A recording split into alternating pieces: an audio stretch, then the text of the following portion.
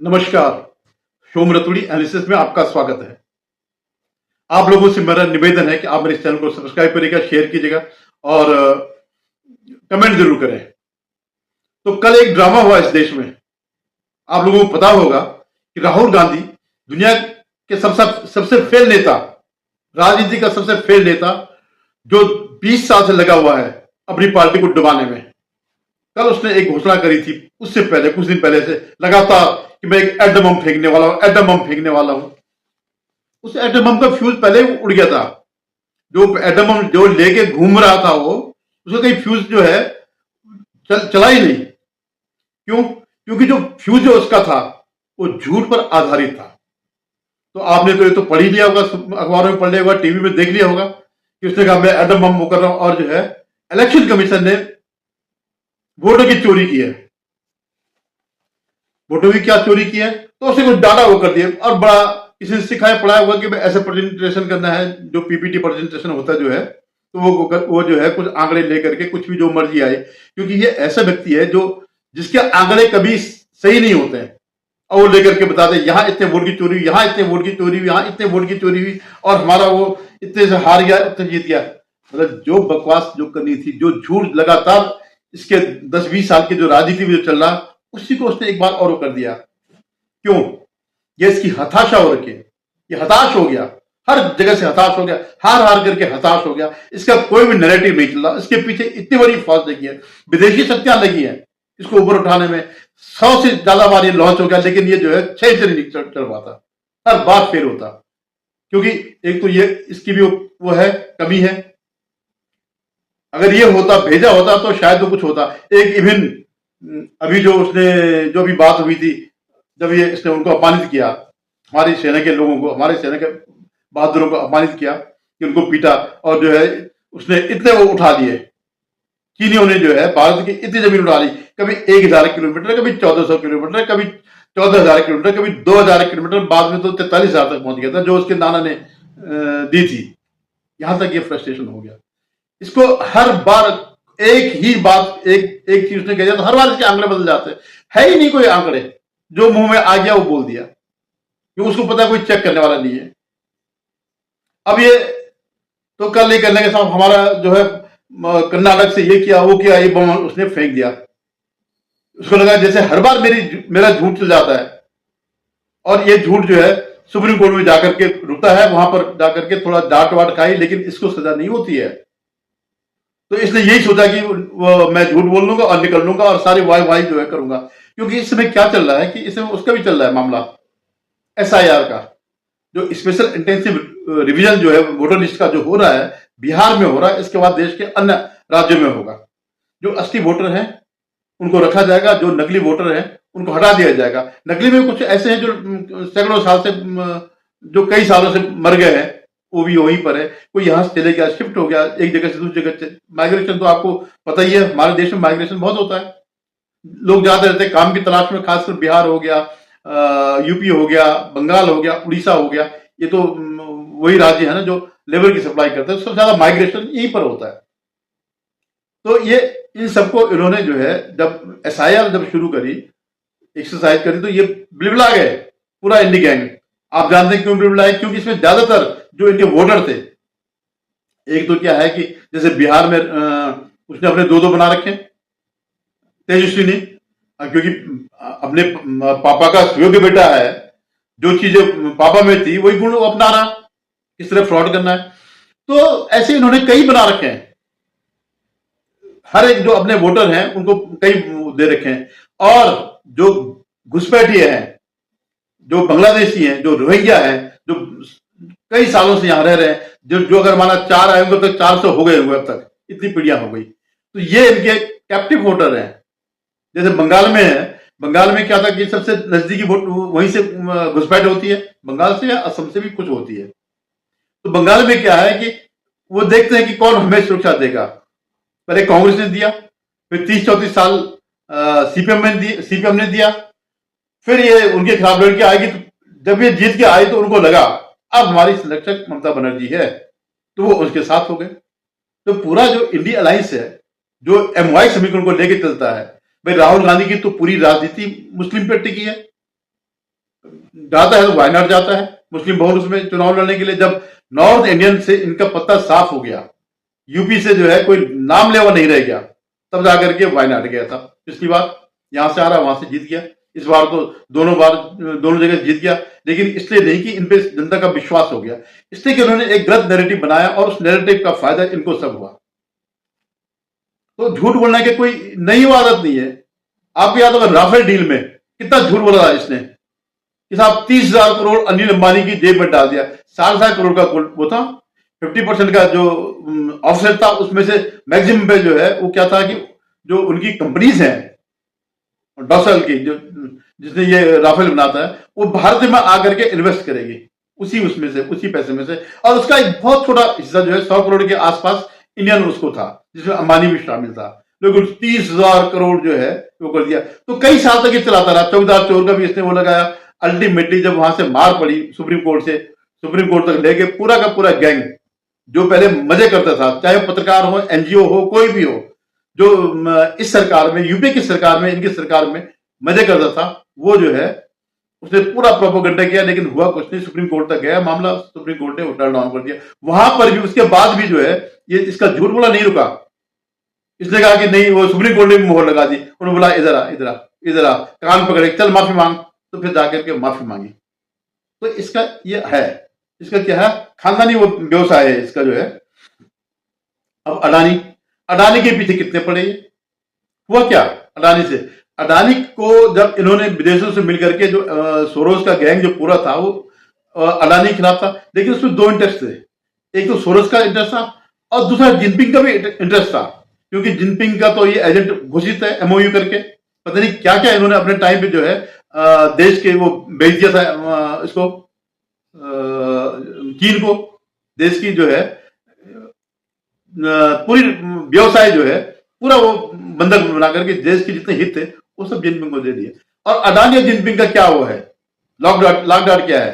क्योंकि international market में ये दोनों एक ही, जिनपिंग की कंपनियां और अडानी दोनों एक ही उसमें काम करते हैं। इंफ्रास्ट्रक्चर में करते हैं, पोर्ट में करते हैं, माइनिंग में करते हैं। तो आपने कभी सुना होगा, कई बार ये जो प्रशांत भूषण और ये सब जाकर के अडानी के खिलाफ वो करते हैं। कहां से करते हैं कि सब ऑस्ट्रेलिया की खदान में इसका ये हो गया, फलानी खदान में ये हो गया। क्यों? क्योंकि यहाँ जिनपिंग का, चीन का इंटरेस्ट है। कोलंबो के जो पोर्ट में जो उसको छोड़ गया, ऐसे ही कई ऐसे पोर्ट है। हाइफा पोर्ट जो है ये भी इनके पास क्या, बहुत से पोर्ट ऐसे हैं। और अब तो अडानी कई मामले में आगे निकल गया जिनपिंग से। जो ये सौर ऊर्जा है या ऊर्जा के क्षेत्र में अडानी बहुत आगे गया। तो ये तो उसमें एक तरफ सोरोस, एक तरफ जिनपिंग, दोनों इसके माई बाप। तो उसने इसके खिलाफ प्रचार किया, इसलिए सब जो है, और इन्वेस्टर्स का नुकसान हुआ। अडानी अपनी जगह पर आ गए थे, एलआईसी अपनी जगह पर आ गई थी, वो जो और भी जो संस्थाएं जो इसने, वो एसबीआई अपनी जगह पर आ गई थी, अपनी जगह पर क्या नंबर 1 पे पहुंच गई।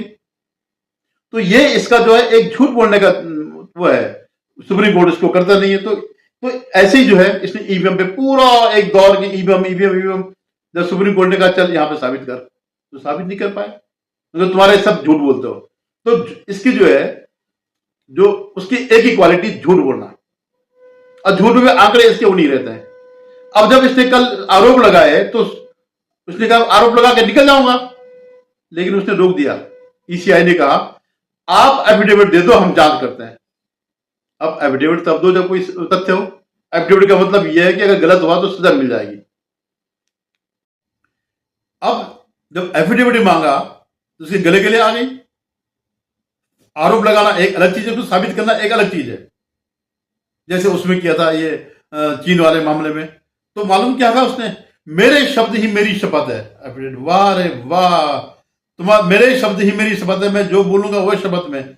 जैसे कहते हैं ना वेद वाक्य जो है अटल है, वही सब कुछ है। या किसी और धार्मिक पुस्तक जो उन्होंने कह दिया वही अटल है, वैसे ये भी अपने को जो है मेरे ही शब्द मेरी शपथ है, हो गया टाइना फिश। और आज मैं देख रहा हूं सोशल मीडिया में सब यही कह रहे कि साहब क्यों नहीं वो कर रहे। अरे उसे क्या भाई, शपथ चलो तुम दे दो शपथ। जो आंकड़े राहुल गांधी जो उठाए हैं, जो दिए हैं, तो उनमें से कोई भी दे सकता है शपथ दे करके ईसीआई में। अगर तुम्हें लगता है कि ये सही बोल रहा है तो दे दो शपथ, दे दो, शपथ लगा लो कि भाई ये मैं शपथ कह करके कह रहा हूं कि ये सारे आंकड़े सही है। किसी की हिम्मत नहीं पड़ रही है। बड़े बड़े जो वो बने हुए हैं इनके, जो इनका चमचों का मंडल है, जो मीडिया में है, पुण्य पर्सन वाजपेयी सरीके, ये लोग जो है, तो इनको कुछ वो नहीं है। वो तो फैला रहे हैं जो हर बार फैलाते हैं कि साहब जैसे वो ट्रंप ने सरेंडर कराया, ट्रंप ने सरेंडर कराया। अब देखो पहले उन्होंने ये चलाया कि ट्रंप ने सरेंडर किया। भाई ट्रंप तो पागल है।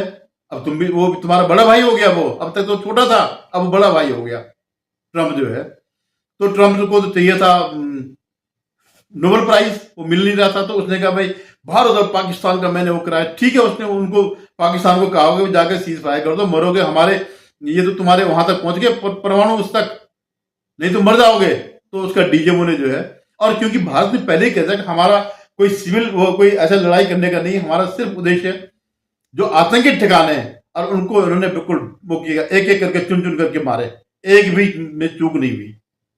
तो जब वो नहीं माना, उन्होंने कहा अच्छा जी हम करते हैं। जब उन्होंने अपने वो अटैक किया, भारत ने इनके सारे अटैक वहीं पर रख दिए और इनके पूरे रनवे वो कर दिए, जो जो इनके डिफेंस वो थे, फील्ड थे, वो सब बर्बाद कर दिए। तब जाकर के उनको लगा कि ये तो भारत तो हमें छोड़ेगा नहीं, हम तो मर जाएंगे, ये स्थिति थी।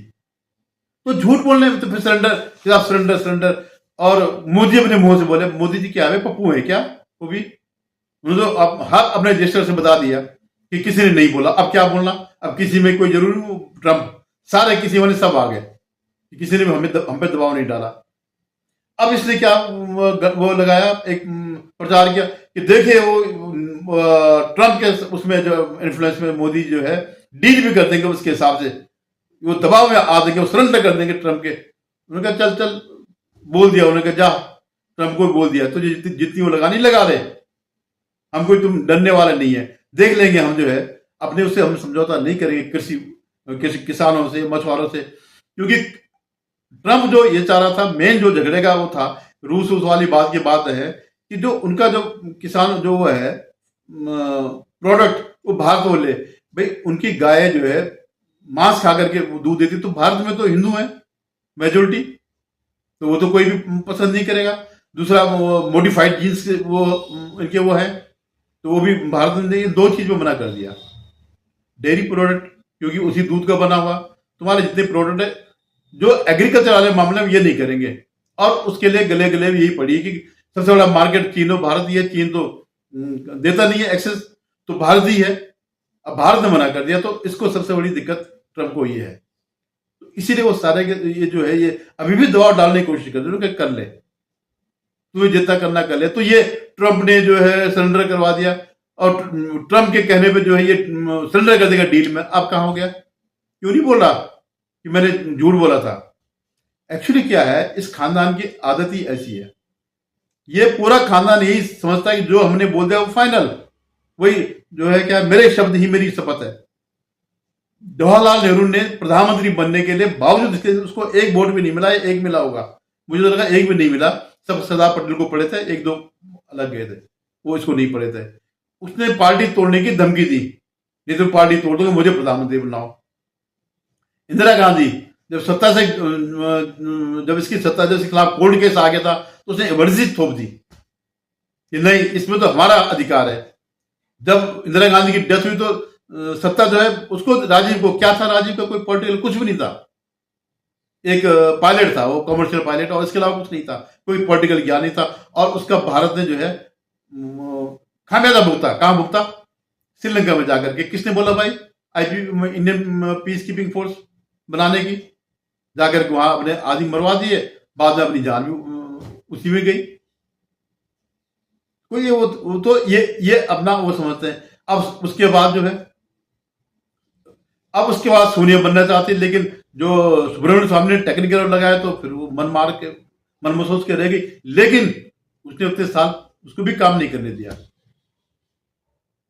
मतलब उससे पीवी नरसिंह राव जो कि इतना विद्वान व्यक्ति था, तो उसको जो है, उनको जो है इनका नाराज रहती कि हर चीज मुझसे पूछे। और जो उनके टाइम पे नहीं हुआ, नरसिंह राव के टाइम पे, वो मनमोहन सिंह के नाम पे टाइम पे हुआ। प्राइम मिनिस्टर मनमोहन सिंह, और सत्ता जो है सोनिया गांधी के पास। कैसे? नेशनल एडवाइजरी कमेटी वो करके। लोकतंत्र का इससे बड़ा अपमान क्या हो सकता है कि प्रधानमंत्री के ऊपर भी एक कोई कमेटी हो जो उसको मॉनिटर करे, जो उसके अपने निर्णय उसको बताएगी, ये होना चाहिए, वो होना चाहिए। ये तो संविधान लेके घूमते हैं।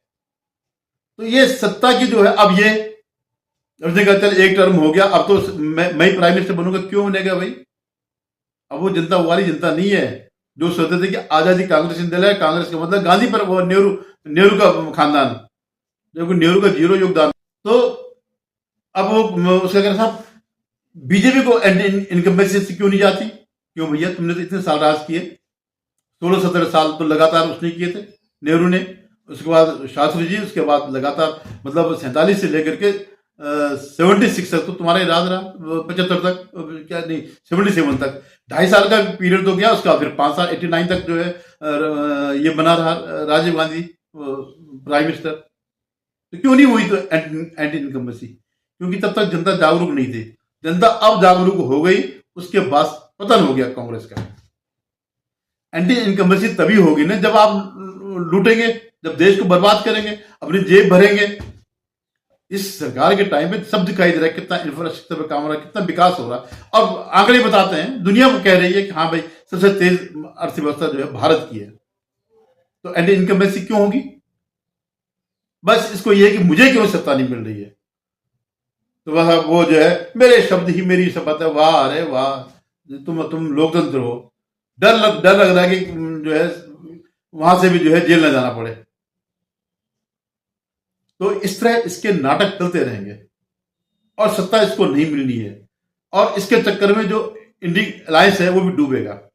वो तो इस समय इसलिए इकट्ठा हुआ कि जो ये रोहिंग्या बांग्लादेशी वोटों के चक्कर में इकट्ठा हुआ, क्योंकि उनका भी वोट बैंक वही है। अदरवाइज सब इससे कट चुके हैं। धन्यवाद। आपसे पुनः निवेदन, आप इस चैनल को सब्सक्राइब करेगा, शेयर कीजिएगा और कमेंट जरूर करें।